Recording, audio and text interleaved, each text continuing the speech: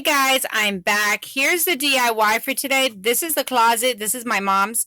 We put up a shelf and we displayed her bags. You see how nice that is for an inexpensive way to display your bags. You don't have to spend big bucks, guys, just to have something nice just to display your bags. You don't have to buy big cabinets. You don't have to buy all that luxury thing that people are showing on TikTok, YouTube, and everything. Not everyone can afford it like that. You know what I mean? Money don't grow on trees. Sometimes people think it does, but it doesn't. So a little shelf right there. You just use those type. Look at that. That's all you need. I prefer one in the middle to give it more support.